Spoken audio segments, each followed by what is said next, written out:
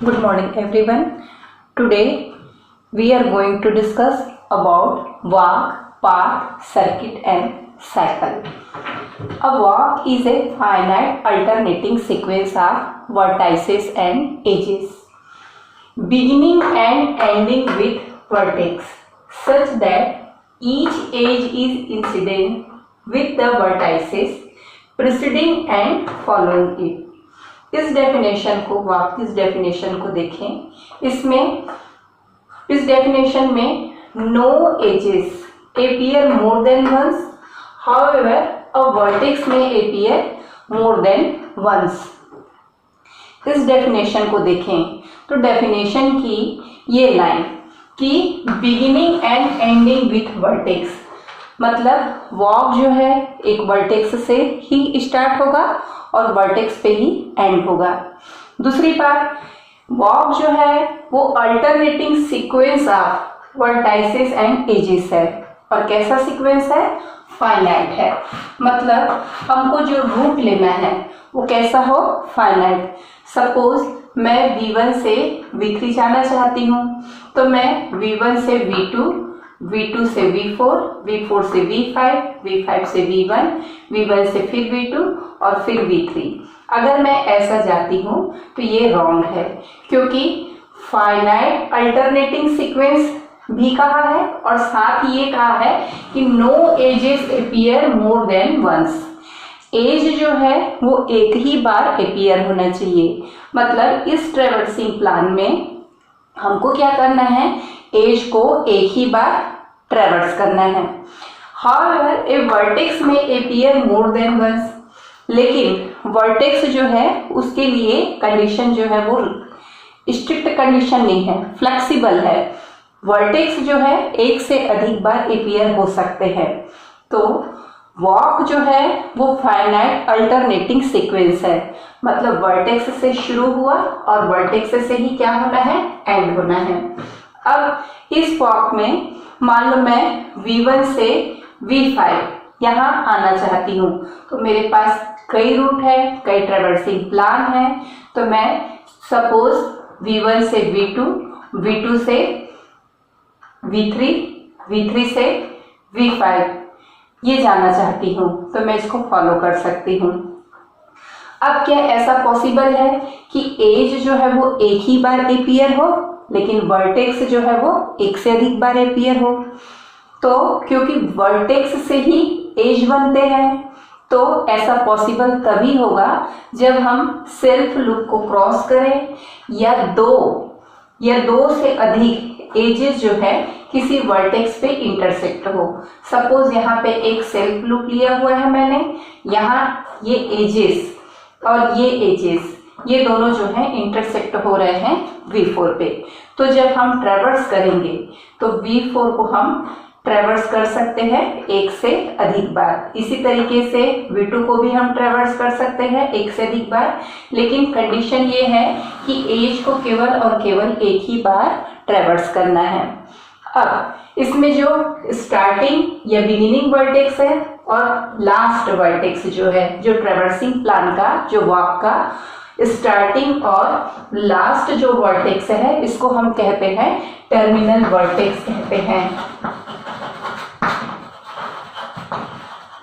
ये V1 और V5, V1 से शुरू हुआ, V1 फिर एज E1 को क्रॉस किया, V2 वर्टेक्स पे पहुंचे, फिर E4 ये वाला एज है, उसके बाद E4 से V4, V4 से E11 और E11 से ये V5।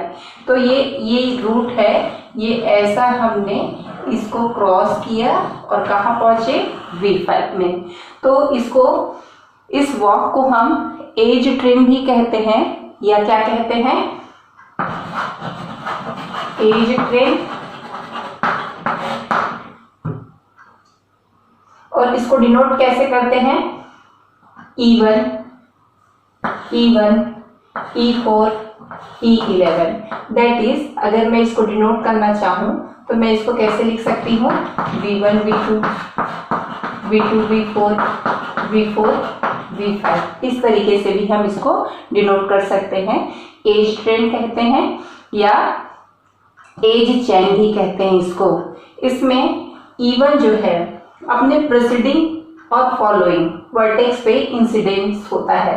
यहाँ E1 जो है ये V1 पे भी इंसिडेंट हो रहा है और V2 पे भी हो रहा है। उसी तरीके से E4 जो एज है, E4 जो है अपने प्रेसिडिंग V2 वर्टेक्स पे भी इंसिडेंट हो रहा है और V4 पे भी इंसिडेंट हो रहा है। इसी तरीके से E11 जो एज है, ये E11 जो है अपने प्रेसिडिंग V4 और फॉलोइंग वर्टेक्स V5 पे इंसिडेंट हो रहा है।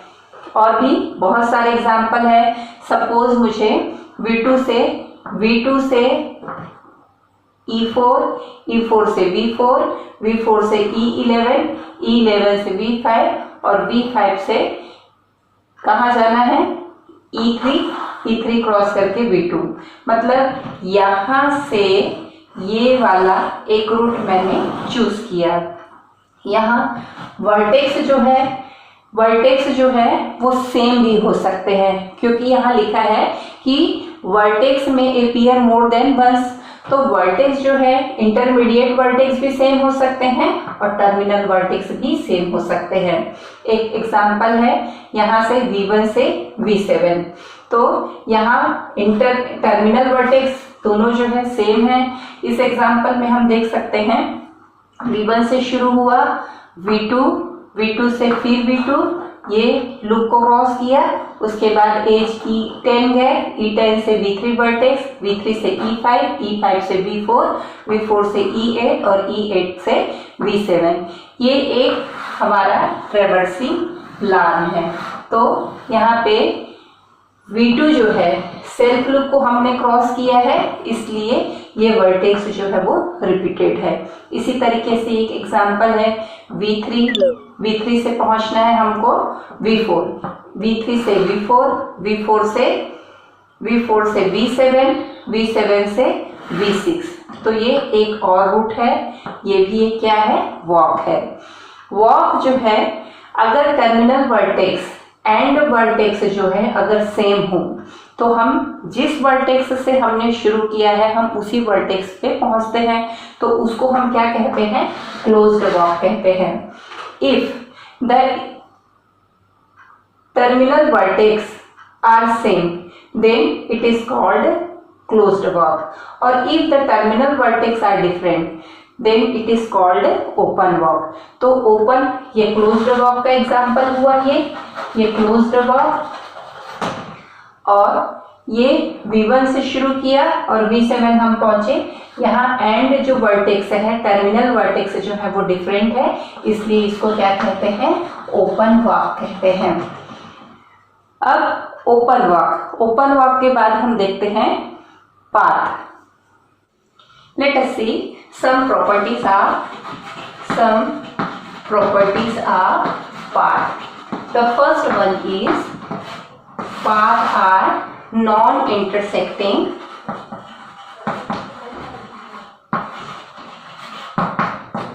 open walk. Second, self loop are not allowed. And third one is the length of path can be determined by counting its number of edges. So length of path is equal to number of edges in path. And the fourth one is the degree of terminal vertex is 1 and intermediate vertex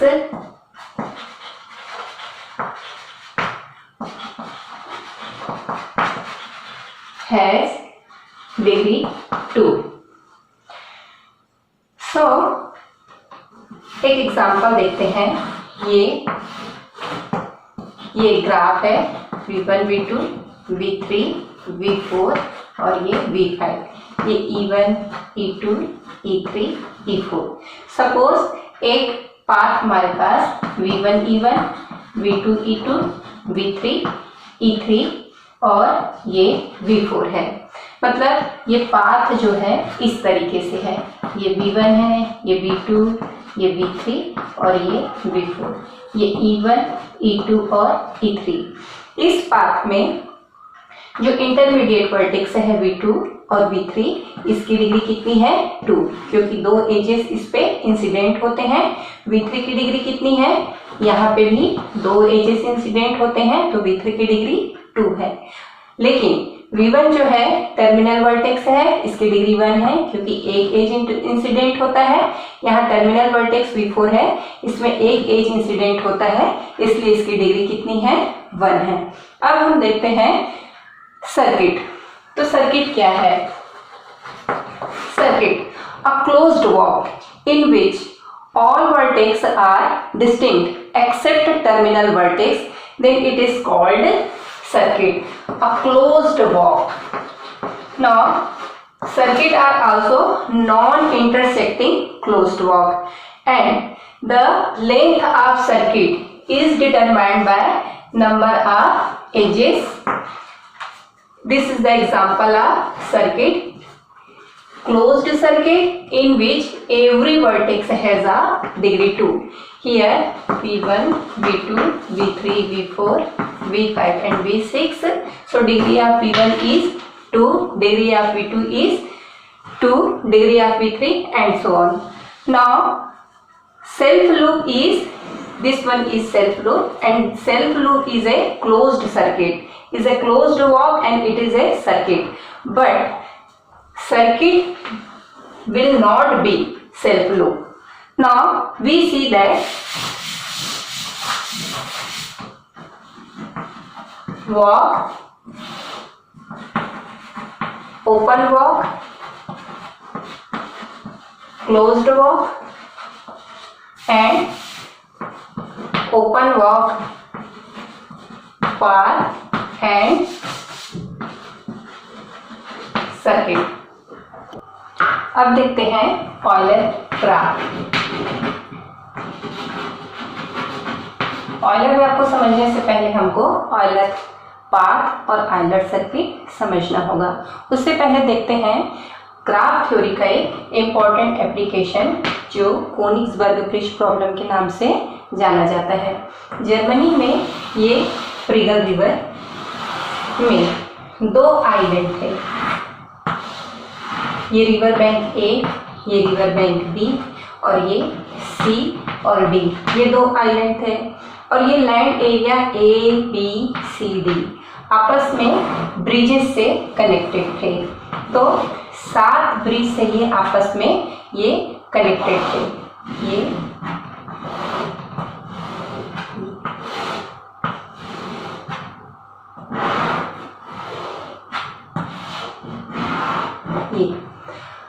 अब इस problem में सारे bridges को exactly एक बार ट्रेवर्स करना था और साथ ही क्या करना था, जिस लैंड एरिया से स्टार्ट किया है उसी लैंड एरिया में वापस पहुंचना था। और शर्त ये भी थी कि इस रिवर में स्विमिंग नहीं करनी थी, बिना स्विमिंग के इस लैंड एरिया को क्या करना था, क्रॉस करना था। जिस लैंड एरिया से शुरू किया उसी लैंड एरिया में वापस पहुंचना था और ब्रिजेस को केवल और केवल एक बार ही ट्रेवर्स करना था। तो लियोनार्ड आयलर ने क्या किया, इस प्रॉब्लम को ग्राफ के थ्रू सॉल्व करने की कोशिश की। उन्होंने land area A B C और डी, इनको land area A B C D को वर्टेक्स के थ्रू रिप्रेजेंट किया। ये ए बी सी डी ये 4 जो है लैंड एरिया है और ब्रिजेस को उन्होंने एजेस के थ्रू रिप्रेजेंट किया। ये इस तरीके से ये आपस में कनेक्टेड थे। उन्होंने ये बताया कि इस प्रॉब्लम का कोई सॉल्यूशन नहीं है, ऐसा पॉसिबल ही नहीं है कि सारे ब्रिजेस को एग्जैक्टली एक बार क्रॉस करें और उसी स्टार्टिंग पॉइंट पे पहुंचे जहां से हमने शुरू किया। अगर ए से मैंने शुरू किया तो मुझे सारे ब्रिजेस को क्रॉस करके एग्जैक्टली एक बार क्रॉस करके उसी लैंड एरिया ए पे वापस पहुंचना है। तो उन्होंने ग्राफ थ्योरी के थ्रू ये बताया कि इस प्रॉब्लम को कोई सॉल्यूशन एग्जिस्ट ही नहीं करता है। तो 1736 में उन्होंने इस प्रॉब्लम को ग्राफ के थ्रू सॉल्व किया और इसीलिए उन फेमस मैथमेटिशियन लियोनार्ड ऑयलर के नाम पे इस ग्राफ को ऑयलर ग्राफ कहते हैं और ग्राफ थ्योरी के वे ओरिजिनेटर बने। अब देखते हैं ऑयलर पाथ क्या है। ऑयलर पाथ जो है एक ऐसा पाथ जिसमें सारे एजेस को एग्जैक्टली एक बार ट्रेवर्स करे, ऐसा पाथ जो है वो क्या कहलाता है? ऑयलर पाथ कहलाता है। तो ये है ऑयलर पाथ और ये ऑयलर सर्किट और ऑयलर सर्किट को जो ये कहलाता है ऑयलर ग्राफ।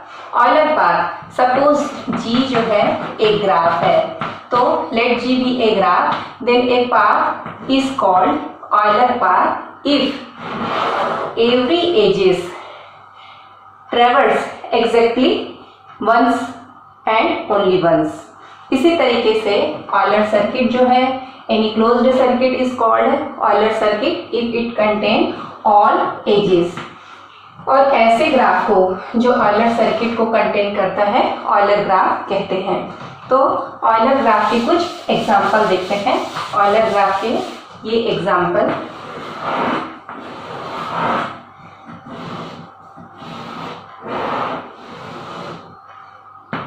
ये वर्टेक्स हैं, ये suppose V1, V2, V3, V4, ये V5 है।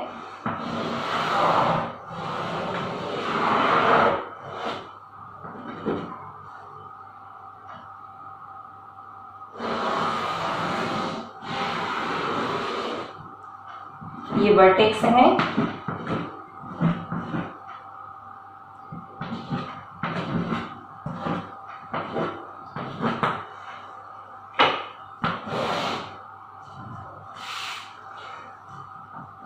अब इस वर्टेक्स से शुरू करते हुए ये एजेस को ट्रेवर्स करते हुए ये इस तरीके से और ये इस तरीके से, ये उसी वर्टेक्स में सारे एजेस को ट्रेवर्स करते हुए हम वापस पहुंचते हैं। इसी तरीके से ये V1 से ये स्टार्ट हुआ, ये इस तरीके से V4, V4 से V3, V3 से V2, V2 से V5 और फिर से V1। मतलब जिस वर्टेक्स से हमने शुरू किया उसी वर्टेक्स पे वापस सारे एजेस को एग्जैक्टली एक बार ट्रेवर्स करके पहुंचना है। ये V1 के थ्रू भी कर सकते हैं, V2, V3, V4 और V5 किसी भी वर्टेक्स के थ्रू हम कर सकते हैं।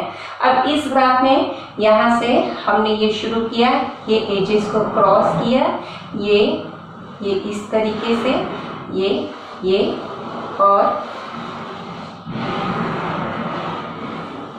ये इस तरीके से। तो सारे एजेस को क्रॉस करते हुए हम उसी वर्टेक्स पे पहुंचते हैं। हम इस वर्टेक्स से भी शुरू कर सकते हैं, इस वर्टेक्स से, किसी भी वर्टेक्स से अगर शुरू करें तो एग्जैक्टली उसी वर्टेक्स पे हम सारे एजेस को ट्रेवर्स करते हुए पहुंचते हैं। अब इसमें हम देखते हैं इस एग्जांपल में इस वर्टेक्स, सपोज ये वर्टेक्स V1 है, ये V2 है, इस वर्टेक्स की डिग्री कितनी है? यहाँ ये 1, ये 2, ये 3 और ये 4। यहाँ 4 एजेस इस वर्टेक्स V1 पे इंसिडेंट हो रहे हैं, इसलिए इसकी डिग्री जो है, डिग्री ऑफ V1 जो है कितनी है? 4। उसी तरीके से V2 की डिग्री, ये 1, ये 2, ये 3 और ये 4। तो 4 एजेस जो है इन पे इंसिडेंट हो रहे हैं, तो इसकी डिग्री भी कितनी है? 4। यहाँ पे भी हम देखें, अगर डिग्री की बात करें तो V1 पे कितने एजेस हो रहे हैं? 1 और ये 2 एजेस इंसिडेंट हो रहे हैं, इसलिए इसकी डिग्री कितनी है? 2। इस पे ये 1 और ये 2 एजेस इंसिडेंट हो रहे हैं, इसकी डिग्री 2 है। इस पे 1 और ये 2, यानी इसकी भी डिग्री 2 है। और इस पे देखें, ये 1, 2, 3 और 4 एजेस इंसिडेंट हो रहे हैं, इसकी डिग्री 4 है। इस पे 1 और ये 2, V4 की डिग्री कितनी है? 2। इसी तरीके से इस ग्राफ में भी हम देख सकते हैं सारे वर्टेक्स की डिग्री जो है वो इवन है। मतलब इस वर्टेक्स की डिग्री अगर हम देखें तो इस पे ये 2 एजेस इंसिडेंट हो रहे हैं। इस वर्टेक्स पे देखें तो इस पे भी 2 एजेस इंसिडेंट हो रहे हैं, इसकी डिग्री 2 है।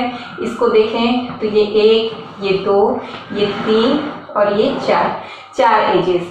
मतलब आयलर ग्राफ में जितने भी वर्टेक्स होंगे उन सारे वर्टेक्स की डिग्री क्या होगी, इवन होगी।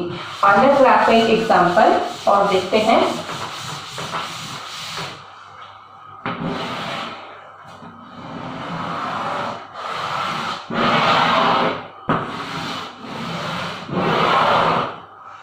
ये V1, ये V2, ये V3, V4, V5, V6, V7, V8, V9, V10, ये V11 और ये V12। आयलर ग्राफ है कि नहीं, इसको चेक करते हैं। हम किसी भी वर्टेक्स से शुरू कर सकते हैं और सारे एजेस को ट्रेवर्स करना होगा और साथ ही हमको उसी वर्टेक्स पे पहुंचना है।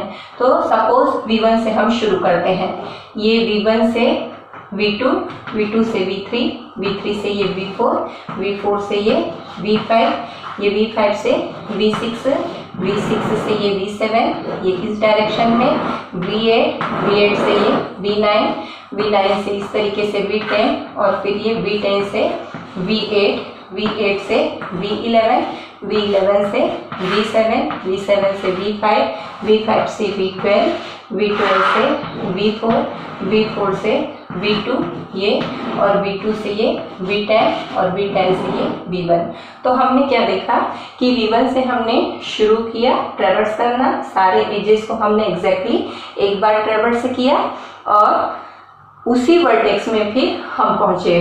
तो यहाँ पे भी किसी भी वर्टेक्स से शुरू कर सकते हैं। सपोज V3 से मुझे शुरू करना है तो ये इस डायरेक्शन में, ये इस तरीके से इस डायरेक्शन में और ये ऐसा इस डायरेक्शन में, फिर ये इस डायरेक्शन में। तो V3 से हमने शुरू किया, V3 पे ही हम सारे एजेस को ट्रेवर्स करते हुए वापस V3 में पहुंचते हैं।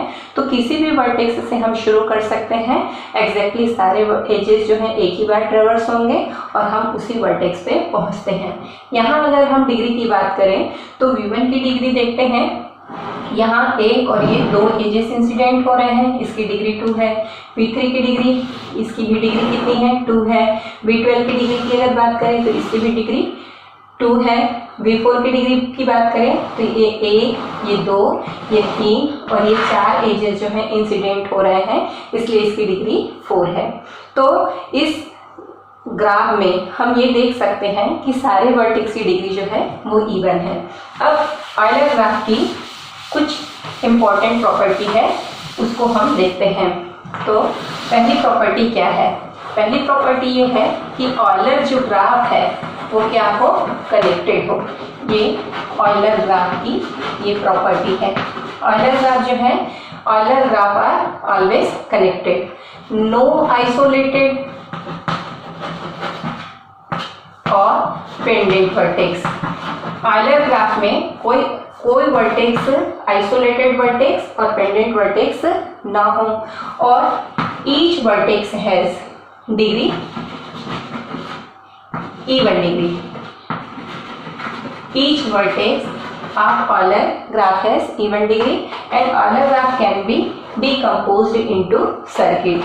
तो हम क्या कर सकते हैं, ऑयलर ग्राफ को डिकम्पोज्ड कर सकते हैं सर्किट में। तो ऑयलर ग्राफ की ये प्रॉपर्टी कि उस ग्राफ को हमेशा क्या होना चाहिए, कनेक्टेड होना चाहिए, तभी वो ऑयलर ग्राफ होगा। अगर आइसोलेटेड अगर वर्टेक्स है तो वो ग्राफ कनेक्टेड नहीं होगा, तो वो ऑयलर ग्राफ ही नहीं होगा। इसके बाद ऑयलर ग्राफ में जो इम्पोर्टेंट प्रॉपर्टी थी कि each vertex has even degree, तो हम देखते हैं ऑयलर थ्योरम जो इस प्रॉपर्टी को ही इंडिकेट करता है। एक इम्पॉर्टेंट थ्योरम देखते हैं जो ये बताता है कि ऑयलर ग्राफ का एग्जिस्टेंस ग्राफ के वर्टेक्स की डिग्री से कैसे रिलेटेड होता है। The necessary and sufficient condition for a connected graph G to be an Euler graph is that all vertices of G are of even degree. So the condition is necessary. Suppose G be a Euler graph. To prove degree of all vertices are even. Since G is Euler graph, so it contains a closed walk which include all edges of G. Now, in tracing this closed walk, when we start any of vertex V, two edges incident on this vertex, one edge we enter V and other edge we exited from V. This happens for all intermediate vertices and terminal vertex of graph. Hence, every vertex of G is of even degree. Now, in the necessary part, we have shown that the graph is Euler graph, then the degree of each vertices of G are of even degree. Now in this part, we have to show that the degree of each vertices of graph are even, then we have to show the graph is Euler graph. It is sufficient to show that there exists a closed walk which included all edges of graph. Now, we construct a walk starting from V and we traced each edge. Since each vertex is of even degree, so we exit from vertex V, from where we start. Now, this closed walk be denoted by G. So, there are two cases arises.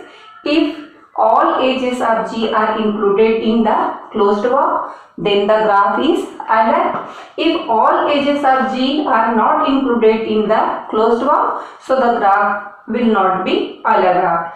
Now, we remove all edges of G from G.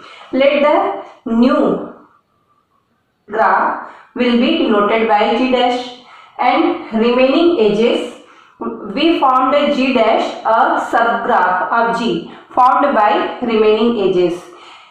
Degree of each vertex of G dash are even degree.